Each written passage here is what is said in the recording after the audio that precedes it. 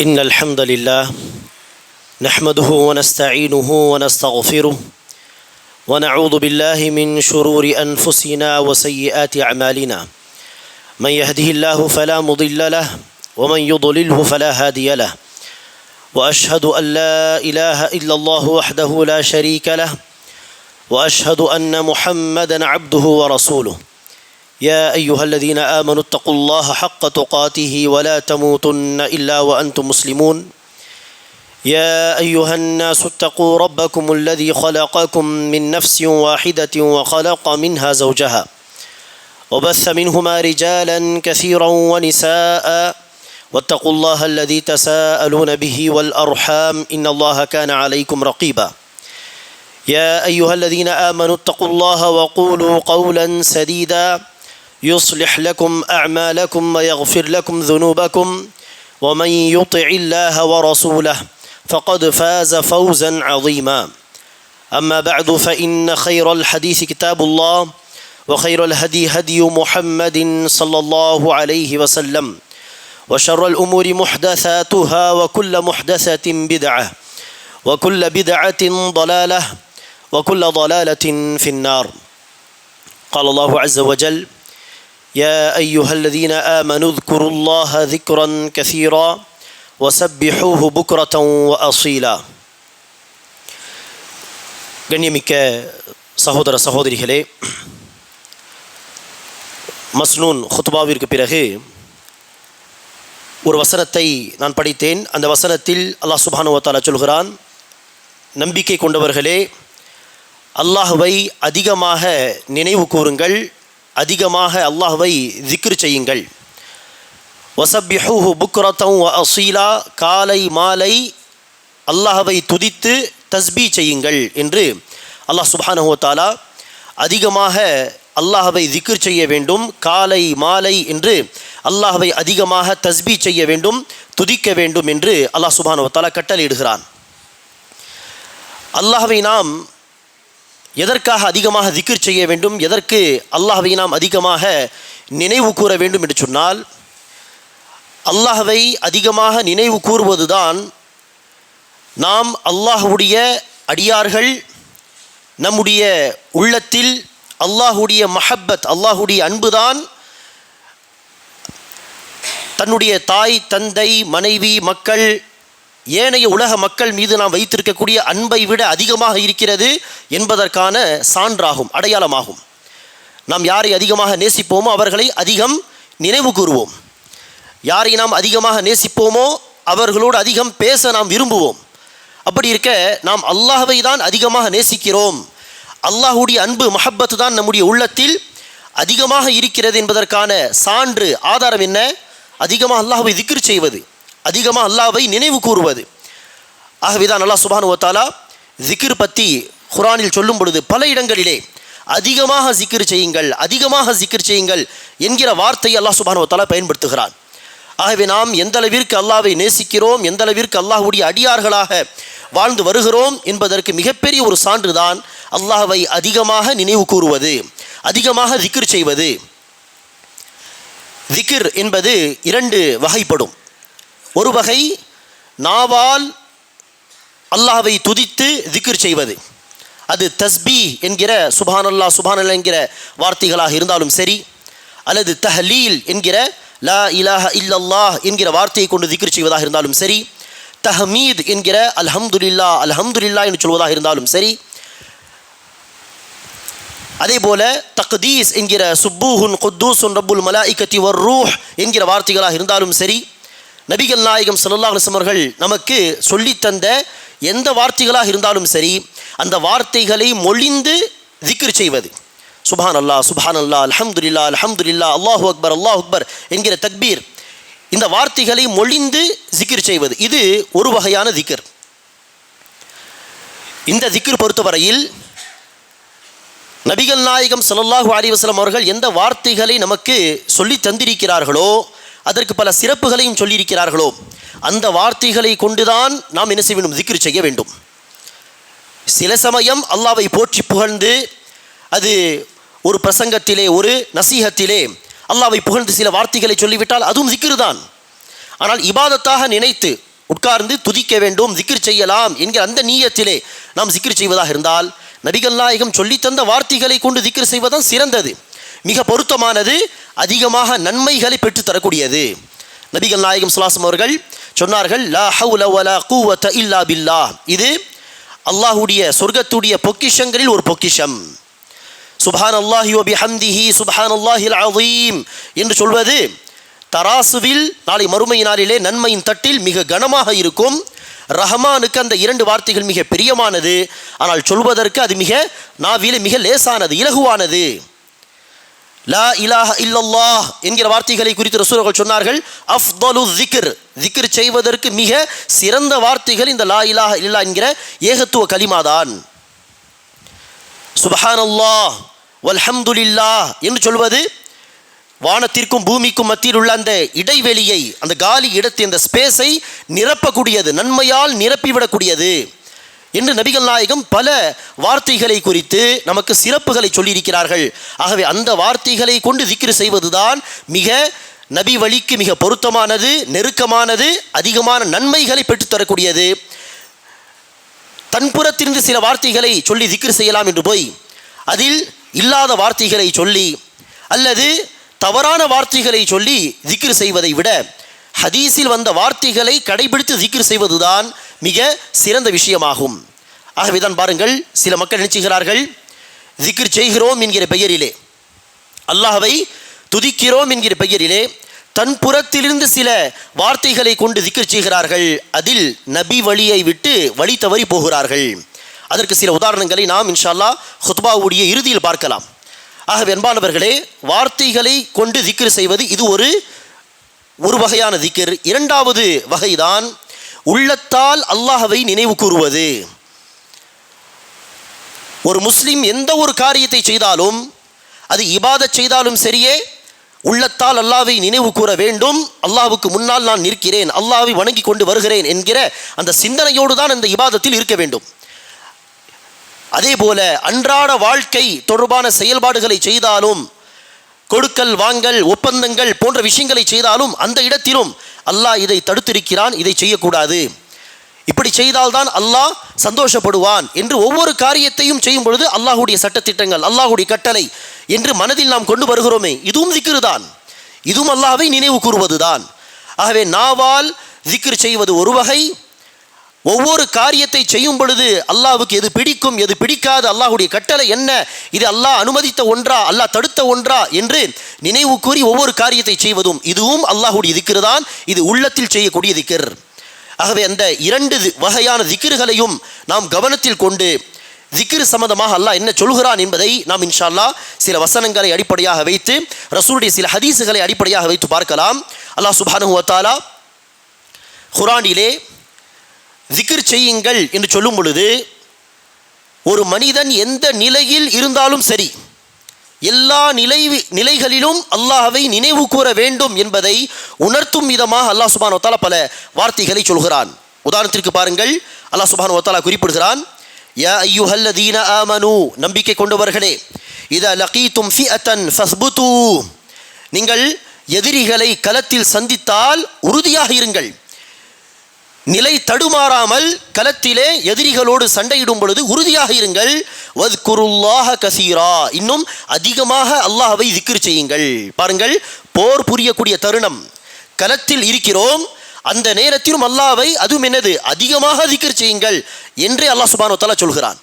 ஆகவே களத்தில் சந்தித்தாலும் எதிரிகளை அல்லாஹ்வை திக்ர் செய்வது.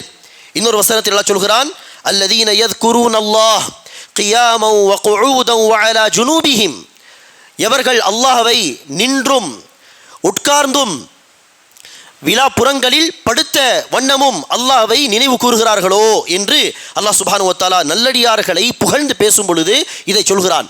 நிற்கும் பொழுது திக்ர், உட்கார்ந்து இருக்கும் பொழுது திக்ர், படுக்கும் பொழுதும் திக்ர். ஆகவே எல்லா நிலையிலும் திக்ர் செய்ய வேண்டும் என்பதை அல்லாஹ் சுப்ஹானஹு வ தஆலா உணர்த்தும் விதமாக இந்த விஷயங்களை சொல்கிறான். நபிகள் நாயகம் ஸல்லல்லாஹு அலைஹி வஸல்லம் அவர்கள் நமக்கு காலை கண் விழித்ததில் இருந்து இரவு படுக்கைக்கு போகும் வரை, தூங்கும் வரை எந்தெந்த நேரத்தில் என்னென்ன துஆவை ஓத வேண்டும், திக்ர் செய்ய வேண்டும் என்று நமக்கு சொல்லி தந்தார்களா இல்லையா? அதை நீங்கள் யோசித்து பாருங்கள், சிந்தித்து பாருங்கள். கண் விழித்ததும் அல்ஹம்துலில்லாஹில்லதி அஹ்யானா பஅதமா அமாதனா வ இலைஹின் நுஷூர். இதுவும் திக்ரு தான். அல்லாஹ்வை நினைவு கூறுவது, அல்லாஹ்வுக்கு நன்றி செலுத்துவது, அல்லாஹ்வை போற்றி புகழ்வது. இங்கு ஆரம்பித்து படுக்கைக்கு போகும் பொழுது பிஸ்மிக்கல்லாஹும்ம அமூது வ அஹ்யா என்று சொல்வதும் திக்ரு தான். ஆகவே முழிப்பில் இருக்கக்கூடிய ஒவ்வொரு தருணத்திலும் திக்ர் செய்வதை தான் ரசூல் அவர்கள் நமக்கு சொல்லி தந்திருக்கிறார்கள். சாப்பிட்டாலும் அல்லாஹ்வை நினைவு கூற வேண்டும், பிறகுதான் சாப்பிட ஆரம்பிக்க வேண்டும். சாப்பிட்டு முடித்தாலும் திக்ர், ஆடை அணிந்தாலும் திக்ர், ஆடையை கலற்றினாலும் திக்ர்.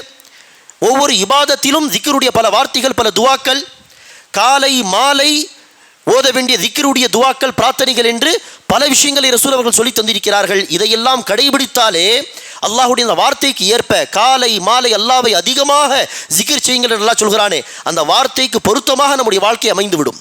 ரசூல் அவர்கள் சொல்லிக் கொடுத்த நேரங்களில் அந்தந்த துவாவை, அந்தந்த திக்ரை செய்தாலே அல்லாஹ்வை அதிகமாக திக்ர் செய்யக்கூடிய அந்த கட்டளையை நிறைவேற்றக்கூடிய மக்களாக நாம் இருப்போம்.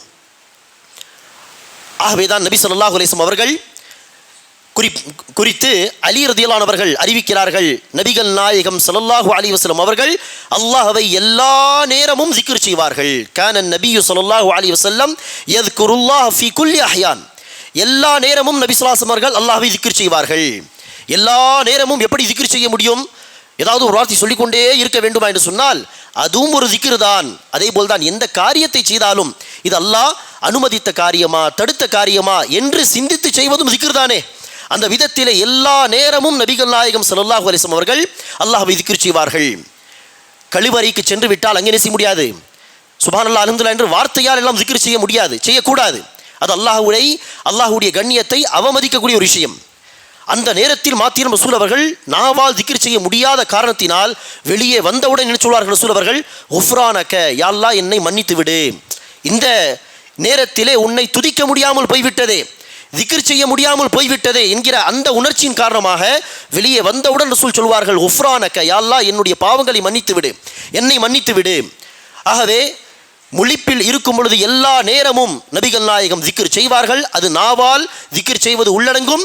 அதே போல ஒவ்வொரு காரியத்தை செய்தாலும் இது அல்லாஹ் விரும்பக்கூடிய ஒரு விஷயமா, அல்லாஹ் வெறுக்கக்கூடிய ஒரு காரியமா என்று யோசித்து செய்வதும் அல்லாஹ்வுடைய திக்ர் தான். ஆகவே இப்படி அன்பானவர்களே, நாமும் அல்லாஹ்வை அதிகம் அதிகம் திக்ர் செய்யக்கூடிய மக்களாக இருக்க வேண்டும். திக்ருடைய சிறப்பை சொல்லும் பொழுது நபி ஸல்லல்லாஹு அலைஹி வஸல்லம் அவர்களுடைய ஏராளமான ஹதீஸுகள் உண்டு. அதில் ஒரு முக்கியமான ஹதீஸ், நபி ஸல்லல்லாஹு அலைஹி வஸல்லம் அவர்கள் சஹாபா பெருமக்களை பார்த்து கேட்கிறார்கள், அலா உனப்பியுக்கும் பிகைரி அஅமாலிக்கும் வ அஸ்காஹா இன்த மலீகிக்கும் வ அர்ஃபஇஹா ஃபீ தரஜாத்திக்கும். அமல்களில் மிக சிறந்த அமலை நான் உங்களுக்கு அறிவிக்க வேண்டாமா? அந்த அமல்தான் உங்களை படைத்து உங்களை நிர்வகிக்கக்கூடிய அந்த ஏக இறைவனுடைய பார்வையிலும் மிக பரிசுத்தமான அமல், மிக சிறந்த அமல். மேலும் அந்த அமல்தான் உங்களுடைய அந்தஸ்துகளை, சொர்க்கத்தில் உங்களுடைய தரஜாத்துகளை உயர்த்தக்கூடிய ஒரு அமல். அப்படிப்பட்ட ஒரு அமலை நான் உங்களுக்கு சொல்ல வேண்டாமா என்று சொல்லிவிட்டு பிறகு நபி ஸல்லல்லாஹு அலைஹி வஸல்லம் அவர்கள் சொல்கிறார்கள், அந்த அமலானது நீங்கள் களத்தில் எதிரியை சந்தித்து நீங்கள் தன்னுடைய எதிரியின் கழுத்தை வெட்டி அல்லது உங்களுடைய எதிரி உங்களுடைய கழுத்தை வெட்டுவதை விட இந்த அமல்தான் மிக சிறந்தது என்று சொல்லிவிட்டு இறுதியாக ரசூல் ஸல்லல்லாஹு அலைஹி வஸல்லம் அவர்கள் சொன்னார்கள், ஸிக்ருல்லாஹ், அல்லாஹ்வை நினைவு கூறுவது, அல்லாஹ்வை திக்ர் செய்வதுதான் அல்லாஹ்வுடைய பார்வையில் மிக சிறந்த அமல் என்பதாக சொல்கிறார்கள். ஒரு சஹாபி வந்து கேட்கிறார்கள், யா ரசூலல்லாஹ், எனக்கு ஒரு அமலை சொல்லித்தாருங்கள், அந்த அமலை நான் செய்து அல்லாஹ்விடத்தில் அதிகமான நன்மைகளை பெற வேண்டும், செய்வதற்கு அது இலகுவாக இருக்க வேண்டும். நபி ஸல்லல்லாஹு அலைஹி வஸல்லம் அவர்கள் சொன்னார்கள், லா யஸாலு லிசானுக ரத்பம் பிதிக்ரில்லாஹ், எல்லா நேரமும் உன்னுடைய நாவு அல்லாஹ்வின் திக்ரை கொண்டு நினைந்து இருக்க வேண்டும், இதை முடிந்தால் நீ செய் என்று நபி ஸல்லல்லாஹு அலைஹி வஸல்லம் அவர்கள் இலகுவான ஆனால் மிக சிறந்த ஒரு இபாதத்தை அந்த சஹாபிக்கு கற்றுக் கொடுத்தார்கள்.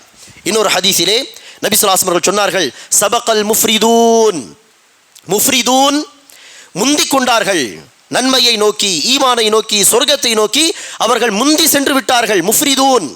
சஹாபாக்கள் கேட்டார்கள், முஃப்ரிதூன் என்று சொன்னால் யார் ரசூலல்லாஹ், அல்லாஹ்வின் தூதரே, முஃப்ரிதூன் என்று சொன்னால் யார்? அதற்கு நபி ஸல்லல்லாஹு அலைஹி வஸல்லம் சொன்னார்கள், அஸ்ஸாகிரூன அல்லாஹ கஸீரன் வஸ்ஸாகிராத், அல்லாஹ்வை அதிகமாக திக்ர் செய்யக்கூடிய ஆண்களும் பெண்களும் தான் முஃப்ரிதூன். அவர்கள் அல்லாஹ்வின் சொர்க்கத்தை நோக்கி, அல்லாஹ்வின் நன்மையை நோக்கி முந்தி சென்று விட்டார்கள் என்று நபிகள் நாயகம் ஸல்லல்லாஹு அலைஹி வஸல்லம் சொல்கிறார்கள். இன்னொரு ஹதீஸிலே ரசூல் அவர்கள் குறிப்பிடுகிறார், மஸலுல்லதி யذ்குரு ரப்பஹு வல்லதி லா யذ்குரு ரப்பஹு மஸலுல் ஹய்யி வல் மையித், யார் அல்லாஹ்வை நினைவு கூறுகிறாரோ அவரும், யார் அல்லாஹ்வை நினைவு கூறுவதில்லையோ அவரும் அல்லாஹ்வுடைய பார்வையில் எப்படிப்பட்டவர்கள், அவர்களுக்கான உதாரணம் எப்படிப்பட்டது என்று சொன்னால், மஸலுல் ஹய்யி வல் மையித், உயிரோடு இருக்கக்கூடிய ஒரு நபர், மையித் இறந்து போன ஒரு நபருக்கான ஒரு உதாரணம் தான் அல்லாஹ்வை திக்ர் செய்யக்கூடிய ஒரு அடியார், அல்லாஹ்வை திக்ர் செய்யாத ஒரு அடியாருடைய உதாரணமாகும். அதாவது அல்லாஹ்வை நினைவு கூறும் மக்கள் உயிரோடு இருக்கக்கூடியவர்கள், அல்லாஹ்வை திக்ர் செய்யாத மக்கள், பொடுபோக்குத்தனமான வாழ்க்கை, அலட்சியமான வாழ்க்கை, வார்த்தையாலும் அல்லாஹ்வை திக்ர் செய்வது கிடையாது, சட்ட திட்டங்கள் ரீதியாக கூட என்ன செய்வது கிடையாது. இது அல்லாஹ்வுக்கு பிடித்த காரியமா, இதை செய்யலாமா செய்யக்கூடாதா என்றும் அல்லாஹ்வை நினைவு கூறுவது கிடையாது. அப்படிப்பட்டவர்கள் என்னதான் நடமாடி வந்தாலும் அல்லாஹ்வுடைய பார்வையில் அவர்கள் மையித்துகள், இறந்து போனவர்கள். திக்ர் செய்யக்கூடியவர்கள் உயிரோடு இருப்பவர்கள், திக்ர் செய்யாதவர்கள் மையித்துகள் என்று நபி ஸல்லல்லாஹு அலைஹி வஸல்லம் அவர்கள் சொல்கிறார்கள். இது அன்பானவர்களே திக்ருடைய ஒரு சில சிறப்புகள். திக்ர் என்கிற அந்த விஷயத்தை இரண்டாக நாம் பிரித்து சொன்னோம். அதில் வார்த்தையால் செய்யக்கூடிய திக்ர் என்று சொன்னோமே, அந்த திக்ர் பொறுத்தவரையிலே அதை நாம் நபி வழிப்படிதான் நினைச்ச வேண்டும், செய்ய வேண்டும். நபி வழிக்கு மாற்றமாக நாம் வார்த்தைகளால் செய்யக்கூடிய இந்த திக்ரை செய்தால் ஒருபோதும் அந்த திக்ர் என்ன செய்யாது, அல்லாஹ்வுடைய பொருத்தத்தை, அல்லாஹ்வுடைய மகிழ்ச்சியை நமக்கு பெற்றுத்தராது, அல்லாஹ்விடத்தில் நன்மைகளையும் பெற்றுத்தராது.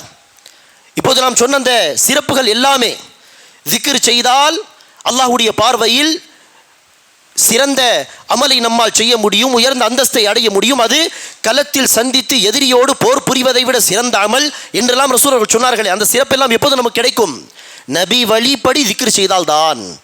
ஆகவேதான் ஆரம்பத்தில் நாம் சொன்னோம், நபிகள் நாயகம் சொல்லிக் கொடுத்த வார்த்தைகளை கொண்டு திக்ர் செய்ய வேண்டும். வேறு வார்த்தைகளை சுயமாக நாம் கண்டுபிடித்து எழுதி திக்ர் செய்ய போனால் ஒரு வரையறைக்குள் இருந்து சில சமயம் அல்லாஹ்வை போற்றி புகழ்ந்தால் அது திக்ர் தான், அல்ஹம்துலில்லாஹ். ஆனால் திக்ர் என்கிற இபாதத்தில் ஈடுபட வேண்டும் என்கிற எண்ணத்தில் நாம் உட்காரும் பொழுது நபி ஸல்லல்லாஹு அலைஹி வஸல்லம் அவர்கள் சொல்லிக் கொடுத்த வார்த்தைகளை கடைபிடிப்பது தான் சிறந்தது. சுயமாக சில வார்த்தைகளை கண்டுபிடித்து திக்ர் செய்தால் அதில் வரக்கூடிய ஒரு பிரச்சனை பாருங்கள். ஒரு கூட்டம் இருக்கிறது, சூஃபியா என்கிற கூட்டம். அவர்கள் நினைச்சுகிறார்கள், திக்ர் செய்கிறோம் என்கிற பெயரிலே அல்லாஹூ அல்லாஹூ அல்லாஹூ அல்லாஹூ அல்லாஹூ அல்லாஹூ என்று திக்ர் செய்வார்கள். ஆரம்பத்தில் என்ன செய்வார்கள், லா இலாஹா இல்லல்லாஹ் லா இலாஹா இல்லல்லாஹ் என்று ஆரம்பிப்பார்கள். அடுத்து இந்த லா இலாஹா இல்லல்லாஹ் என்கிற அந்த வாசகத்தில் முந்திய வார்த்தை எல்லாத்தையும் நீக்கிவிட்டு அல்லாஹ் என்கிற கடைசி வார்த்தை வைத்து அல்லாஹ் அல்லாஹ் அல்லாஹ் என்று திக்ர் செய்வார்கள். அடுத்து ஒரு கட்டத்தில் என்ன செய்வார்கள், அல்லாஹ் என்கிற வார்த்தையை கூட முழுசாக சொல்லாமல் ஹூ ஹூ ஹூ ஹூ என்று திக்ர் செய்வார்கள். நீங்களும் பார்த்திருக்கலாம், கேட்டிருக்கலாம், சில காணொளிகளில் குறைந்தது நீங்கள் கவனித்திருக்கலாம். இது என்ன திக்ர் ஆகுமா? நபிகள் நாயகம் ஸல்லல்லாஹு அலைஹி வஸல்லம் நமக்கு எத்தனை திக்ருடைய வார்த்தைகளை சொல்லி தந்திருக்கிறார். சுப்ஹானல்லாஹ், அல்ஹம்துலில்லாஹ், அல்லாஹு அக்பர், சுப்ஹானல்லாஹி வ பிஹம்திஹி, சுப்ஹானல்லாஹில் அஸீம், லா இலாஹா இல்லல்லாஹ், சுப்புஹுன் குத்தூஸுன் ரப்புல் மலாயிகத்தி வர் ரூஹ். எந்த திக்ருடைய வார்த்தைகளை நாம் ஹதீஸ் இருந்து எடுத்தாலும் அது ஒரு முழுமையான அர்த்தம் தரக்கூடிய வார்த்தைகளாக தான் இருக்கும். முழுமையான அர்த்தம் என்று சொன்னால் என்ன, அல்லாஹ் பரிசுத்தமானவன், அல்லாஹ் பெரியவன், அல்லாஹ்வுக்கே புகழ் அனைத்தும், அல்லாஹ் சுப்ஹானஹு வ தஆலா உயர்ந்தவன், இப்படி ஏதாவது ஒரு அர்த்தம் உள்ள ஒரு வார்த்தை தான். அல்லாஹ் அல்லாஹ் அல்லாஹ் என்று சொன்னால் அதில் என்ன அர்த்தம் உண்டு? அல்லாஹ் அல்லாஹ் அல்லாஹ் என்று சொன்னால் அதில் ஒரு அர்த்தமே கிடையாது. அதையும் பாதியாக பிரித்து ஹூ ஹூ என்று சொன்னால் அதில் என்ன பொருள் இருக்கிறது என்று யோசித்து பாருங்கள். இப்படிப்பட்ட எந்த ஒரு வார்த்தையும் நபி ஸல்லல்லாஹு அலைஹி வஸல்லம் அவர்கள் நமக்கு சொல்லியே தரவில்லை. ஆகவே தன்புறத்திலிருந்து திக்ர் செய்யலாம் என்று போனால் இப்படிப்பட்ட பிரச்சனைகள் வரும். ஆகவே இது நபி வழிக்கு மாற்றமான ஒரு வழிமுறை. அல்லாஹு அல்லாஹு அல்லாஹு என்று சொல்வதோ ஹூ ஹூ ஹூ என்று கத்துவதோ இது திக்ர் அல்ல, இது நபி வழி அல்ல. இப்படி செய்வதால் அல்லாஹ்வுடைய பொருத்தமோ நன்மையோ சொர்க்கமோ சொர்க்கத்தில் உயர்ந்த அந்தஸ்தோ ஒருபோதும் கிடைக்காது. இது பிதஅத்தான ஒரு காரியம், நபி வழிக்கு மாற்றமான ஒரு காரியம். அதே போல் தான் அன்பானவர்களே, நபி வழிக்கு மாற்றமாக திக்ர் செய்வதிலே மக்கள் செய்யக்கூடிய இன்னொரு தவறு தான் பாருங்கள். திக்ர் செய்கிறோம் என்கிற பெயரிலே என்ன செய்வார்கள், சப்தமாக திக்ர் செய்வார்கள். சுப்ஹானல்லாஹ் அல்ஹம்துலில்லாஹ் என்று சப்தமாக திக்ர் செய்வது இது கூடுமா என்று பார்த்தால் கூடாது. அடிப்படையில் அது கூடாது. அல்லாஹ் சுப்ஹானஹு வ தஆலா குர்ஆனில் சொல்கிறான், அல்லாஹ்வை நீங்கள் ததர்ருஅ வ குஃபியா, அல்லாஹ்விடத்தில் ஒரு அடிமைத்தனத்தை வெளிப்படுத்தி மன்றாடி திக்ர் செய்யுங்கள். அதே போல குஃபியத்தன், மறைவான விதத்தில் திக்ர் செய்யுங்கள். வார்த்தைகளால் திக்ர் செய்யும் பொழுதும் சப்தமாக திக்ர் செய்யக்கூடாது, மாறாக சுப்ஹானல்லாஹ், அல்ஹம்துலில்லாஹ், அல்லாஹு அக்பர் எதை சொன்னாலும் சப்தமாக சொல்லாமல் நாவை மாத்திரம் அசைத்து, நாவை அசைக்க வேண்டும். ரசூல் அவர்கள் சொன்னார்கள், உன்னுடைய நாவு எப்போதும் அல்லாஹ்வுடைய திக்ரால் நனைந்திருக்கட்டும் என்று சொன்னால் என்ன அர்த்தம்? நாவை அசைக்க வேண்டும் என்று பொருள். நாவை அசைக்க வேண்டும், ஆனால் சப்தமாக கிடையாது, மாறாக மெல்லமாக சொல்ல வேண்டும். இதுதான் அல்லாஹ் சொல்லக்கூடிய கட்டளை.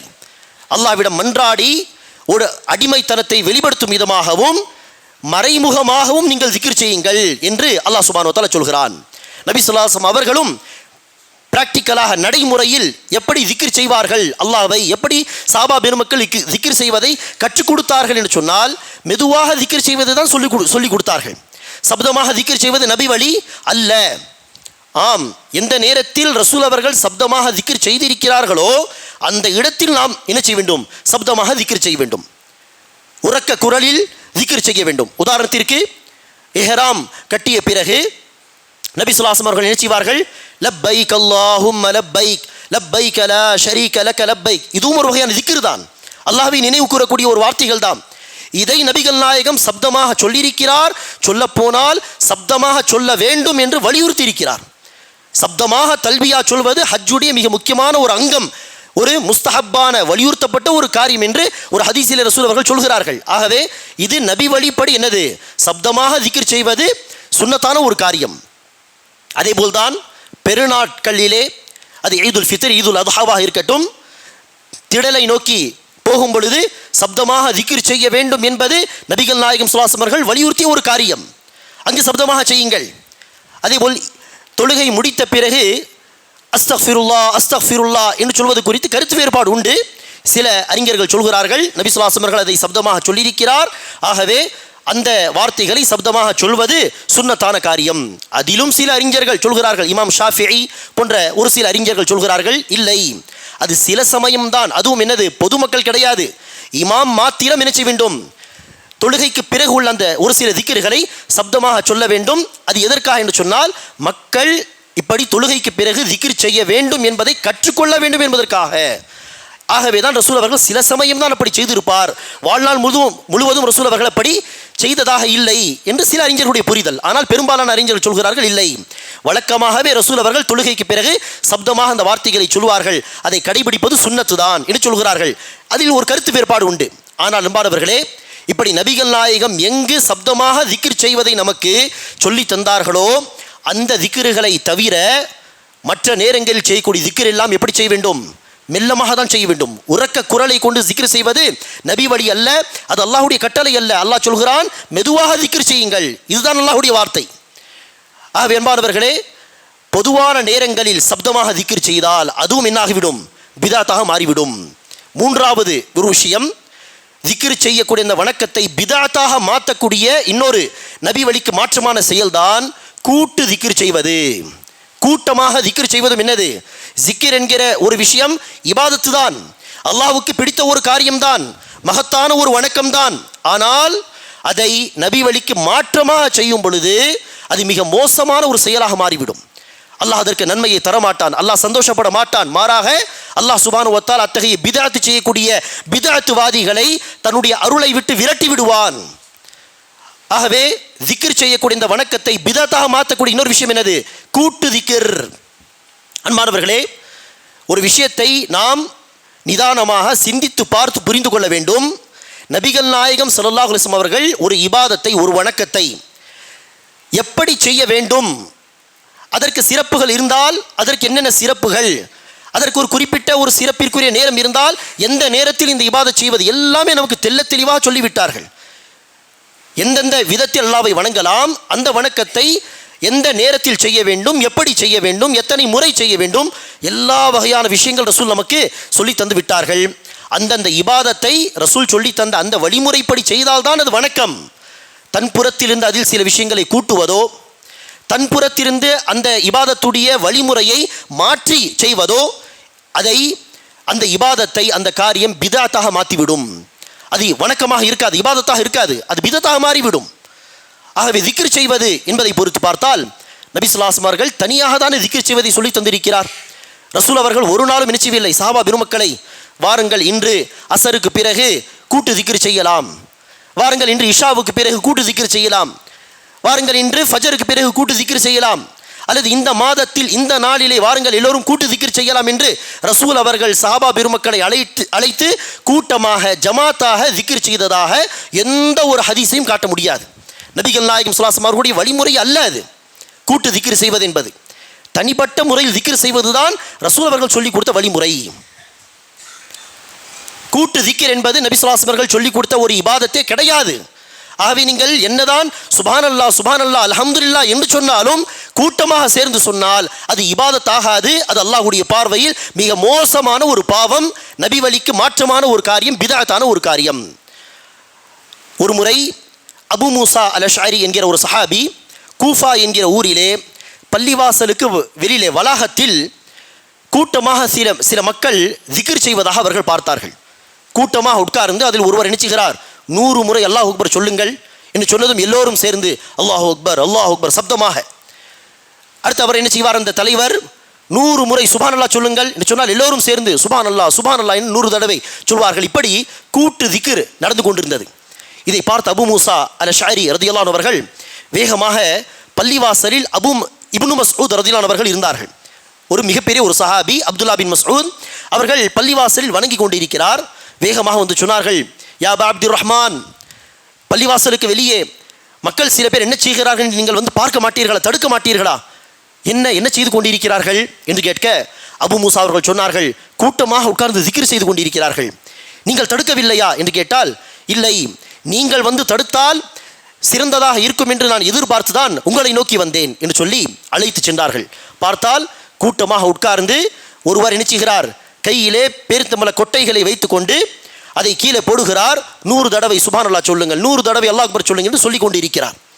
இதை பார்த்த இப்னு மஸ்ஊத் ரலியல்லாஹு அன்ஹு அவர்கள் உரக்க குரலை கொண்டு சப்தமாக சொன்னார்கள், நபிகள் நாயகம் ஸல்லல்லாஹு அலைஹி வஸல்லம் அவர்கள் இறந்து சில காலங்கள் தான் ஆகின்றன. நபி ஸல்லல்லாஹு அலைஹி வஸல்லம் அவர்கள் பயன்படுத்திய ஆடைகள் கூட இன்று கூட இருக்கிறது. ரசூல் அவர்கள் பயன்படுத்திய மண் பாத்திரங்கள் கூட உடைந்து போகவில்லை. நபியுடைய பல தோழர்கள் சஹாபா பெருமக்கள் இன்றும் பூமியில் உயிரோடு இருக்கிறார்கள். அதற்குள் நீங்கள் வழிகேட்டில் சென்று விட்டீர்களா? அந்த மக்கள் திக்ர் தான் செய்து கொண்டிருந்தார்கள், சுப்ஹானல்லாஹ் அல்ஹம்துலில்லாஹ் தான் சொன்னார்கள்.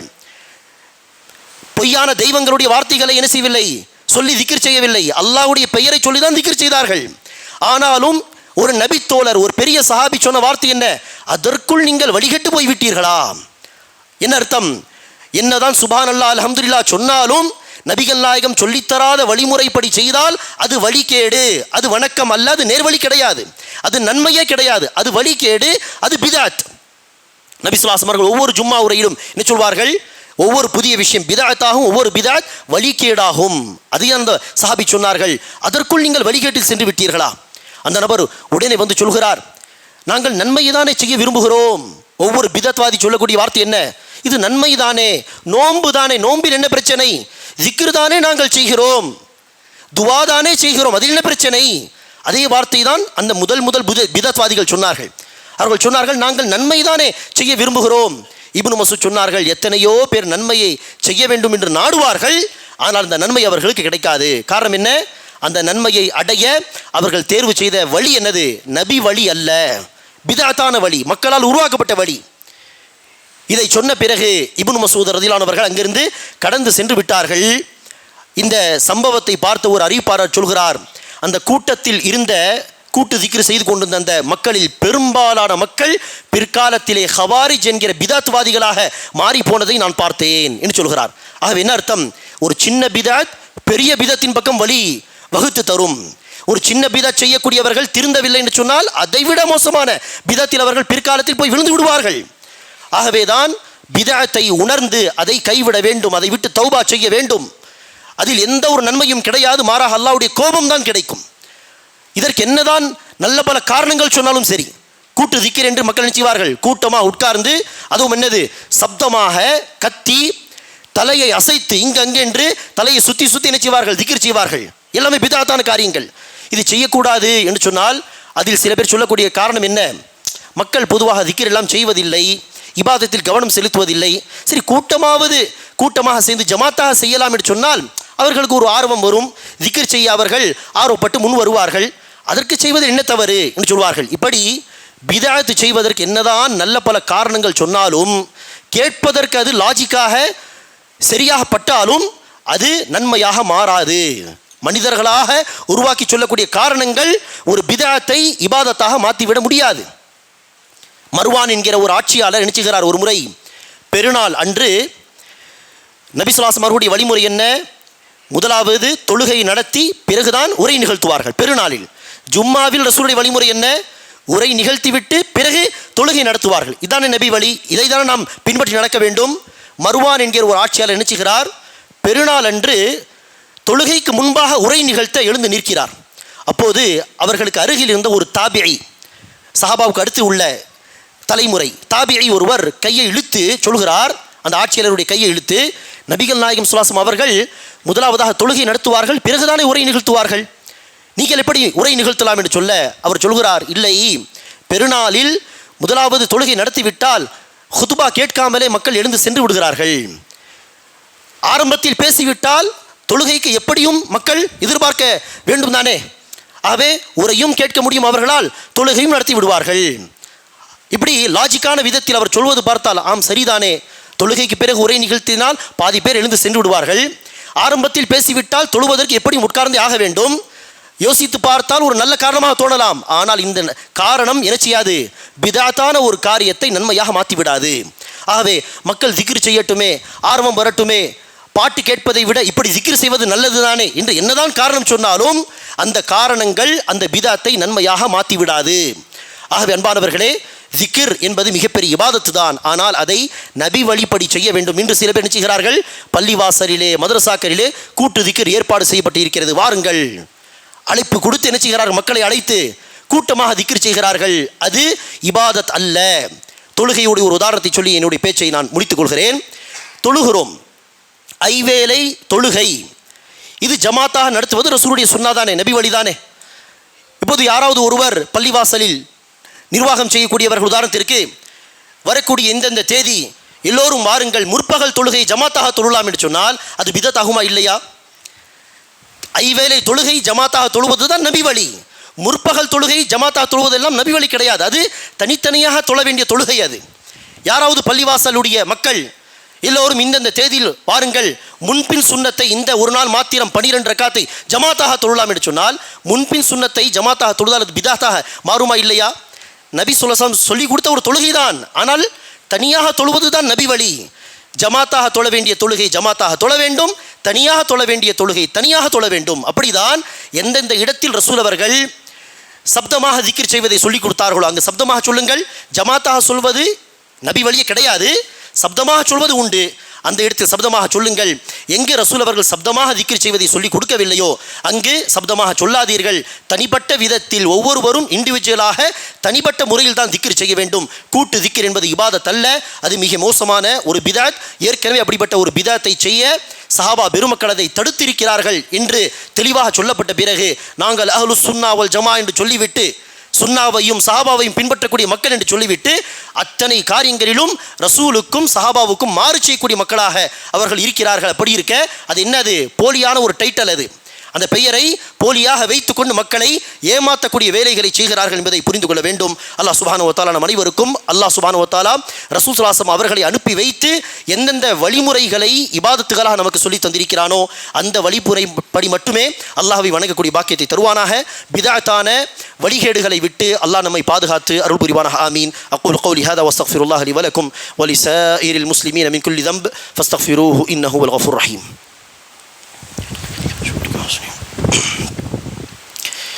அல்ஹம்துலில்லாஹி ரப்பில் ஆலமீன் வஸ்ஸலாத்து வஸ்ஸலாமு அலா ரசூலிஹில் கரீம். அம்மா பஅத்.